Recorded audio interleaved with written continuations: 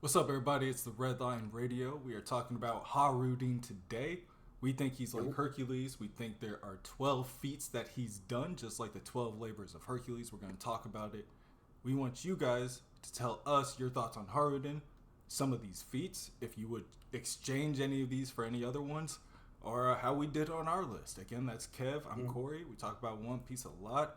Let's get started. Oh, before anything, if you don't know where this topic is coming from, it's our last video where we kind of briefly talked about Loki and Haruden teaming up against Shamrock because he has the Yep. Cerberus fruit in his sword. And one of Hercules' trials is to fight the Cerberus. We think that Haruden is very much like Hercules, Loki is very much like Thor, so that is where this is all based off of. Again, we're the Red Line Radio. We talk about One Piece a lot. Please like, subscribe, comment your thoughts below. But I guess start with number one, the Cerberus. You want to talk about that, Kev? Yeah. So, like you said at the top, there's 12 of these labors, and the final one, and is the 12th one, capturing and bringing back the Cerberus. So the Cerberus, guys, was just recently introduced. Like you're saying, Shamrock's sword is imbued with the Cerberus fruit, and it's a three-headed dog. You've seen quite a few of them out there, but it basically guards the underworld and prevent the dead from leaving. So is this going to be a way that Harden is able to beat Cerberus and maybe undomi Reversi or Dorian Bragi, get them back on the on our team or something like that? What are your thoughts? I think that it goes hand in hand with just the way Oda kind of melds characters because you never see these things coming. But for me, it's like I'm a big visual guy. For me, it's like, okay, you got the Thor and Loki trope that we all know, but we have a guy Mm-hmm. named Loki and he has a thunder hammer. Well, that makes me think, what kind of weapon does Haruden have? Well, he has these big, like, gauntlets. And I played God of War 3. Hercules had these big gauntlets. And so I'm hoping that this isn't just like an ending to Haruden's story because he is going to be significant. He may be the future king of the giants. That's like a fitting end to his story or a fitting end to Loki's story. It also could be thematic and he could sacrifice himself for Loki. So I think he could do a lot with that. And I think it's just would be a cool fight to see. And last thing, above all, helps us scale Shamrock. Like, oh damn, this guy's a threat. So Agreed. yeah. Fun little backstory between this is that Hercules actually asked Hades if he could take Cerberus and leave. And Hades agreed upon one condition. He can subdue the Cerberus without using any weapons. And if we remember why we met Hardin, it was him trying to gain a weapon in the Mira Mira no Mi, but was unsuccessful. So if his whole entire like future is I never gain a devil fruit power or a mystical item, and it's like, but I still am able to overcome that and become the king of the giants. That'll be definitely earning his, Luffy's admiration like he has now. Yeah. The next one that I want to talk about is sorry, get back to it. Is obtaining the belt of what's her name again? Hippolyta. Hippolyta, Queen of the Amazons. So we haven't really been introduced to any Amazons um, with Harden, but with taking into consideration that Harden is a little bit older, he could have spanned across up to Gloriosa's age of Amazon queendom. So I wonder if she had a belt along the way where he needs to steal that and wear it or some sort. They also wear the snakes. They use them as like Mm, clothing as well as weapons. Maybe it has something to do with like an old snake or maybe yeah, or maybe it didn't have to be a pellet at all. Maybe it was just infiltrating or interacting with the Amazons in some way. But like an infiltration mission, like okay, there's the queen. Like there's an island of the Amazons. Like there's got to be something there worth taking. So I don't know. I feel like that's also a good one. You guys let us know. I don't know. Like just when you said Gloriosa, I'm like, oh yeah, because he is 60. Like, Yeah, bro, yeah. For her, he could be like just a normal giant. It could be a thing where it's like Yamato and Ace, where it's like, no, they were cool. She was cool with him for a while. Like, He's actually AD, so that's even yeah. that's even bigger. Like, wow, holy shit. So I like that one. Let's see which one. The boar. We can do the boar. So, he had to capture a boar. There is a couple of interactions with boars in One Piece. Like we've seen Odin take down boars. Mm-hmm. We have like people with devil fruits similar to boars. And we actually got a live boar during Dressrosa. Can you like flesh out that scene a little bit, or what happened, Kev? No, it was so that's the bull. Oh, Um, but so is that what I if we're meant? talking, Okay, yeah. Let's talk about that one. My bad. The bull, the no, you're Cretan fine. bull. So the Cretan bull. So yes, so that is the seventh labor, and so he is assigned to capture the Cretan bull, father of the Minotaur.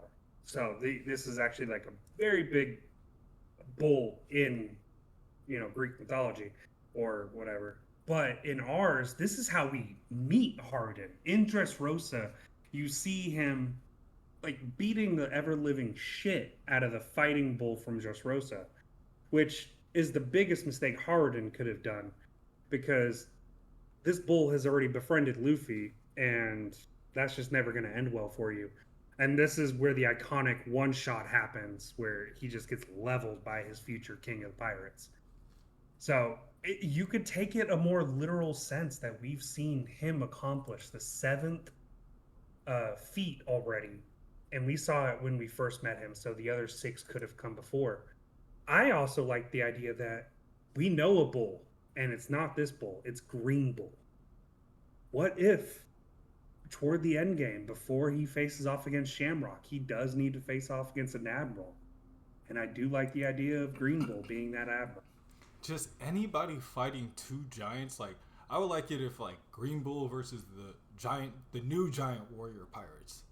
You know what I mean? Like I I don't want to say Green Bull's strong enough to take them all on, Mm-hmm. but I do think he can entangle them enough to like give himself time to wear them out. And after they're all tired and like can't fight the entanglements, then it's pretty Mm-hmm. much over for them. It's GG's from there. Um, that is also a very, very good fight because his powers are almost limitless and they are almost limitless in stature. So it's a very cool dynamic. Let's see. And the final one that I had was the Hydra.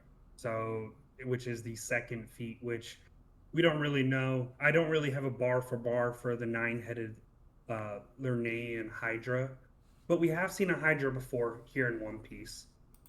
Like myself, I've been rewatching the Impel Down arc, and one of the main moves of Magellan is the Hydra. It is a poisonous Hydra. It is the only one that I really remember seeing. And I do think Magellan and Impel Down in general is going to be making another loop around. I think it's a very important place. We may be doing an episode on it here shortly in the next couple weeks. But I think it has a lot of lore there, and I think the Impel Down leadership also has a lot of lore behind them. Oh, you I don't crazy think if they're that just was a normal link to the Marines. underworld. Yeah. Like that Boom. could be Yeah, like an exactly. obvious like sub level where I don't know. That's the problem with One Piece. It's like once you see a new concept, you want that concept. You're like, okay, how does that concept work here? How does that concept work here? You know what I mean? But I do agree. Like, there's just so much about like Impel Down that like we could even meet more inmates or new inmates Sure. since post time skip, which would be wild. Yeah.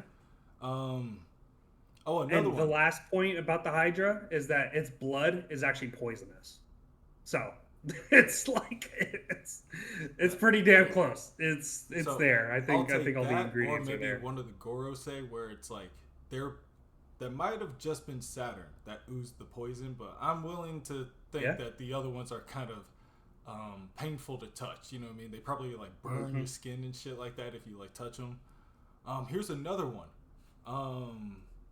Number 5, clean the Aegean stables. Bam. Dressrosa, when he got turned into a toy and he had to do work in the underground. He was basically a grunt doing slave work. Bam. Yeah. That's another trial right there. And some of these could be obtained off screen and stuff. We could see a flashback of him obtaining these. We do see where Loki tried to join the Rock's pirates. Something could have happened with Hajrudin. We do know a past where he was a part of the buggy delivery service. What feats did he accomplish there? We might never know. But I do think that Oda is creating the link between them, as far as Hercules and Hajrudin, for sure. 100%. And it's the link for here. I think I'm gonna clear my throat before I say this, but the link for Hercules and Hajrudin is very much like a son trying to win his father's like pride. You know what I mean? Like respect. You know what I mean? Because that's Hercules' whole thing. He's like, I'm a demigod. I gotta figure out how to be a real god. I gotta do whatever I can to be a real god. Hajrudin, like, he's supposed to be the king of the giants. You know what I mean? He wants to be the sun god. So, like, a lot of this stems from why he's at Dressrosa in the first place, to get the Mara and Marinomi, to maybe get to that level, that extra level. Like, Hercules was looking for divinity. He's looking for divinity, but he's like, I need a boost. You know what I mean? So, I think him trying to get the Mara Marinomi was a trial in itself. I don't know which one of these to... Maybe that's the girdle, you know what I mean, of Hippolyta. Like, just a trial, have to fight through people to get it, and then you get it. Maybe that's steal the golden apple. You know what I mean?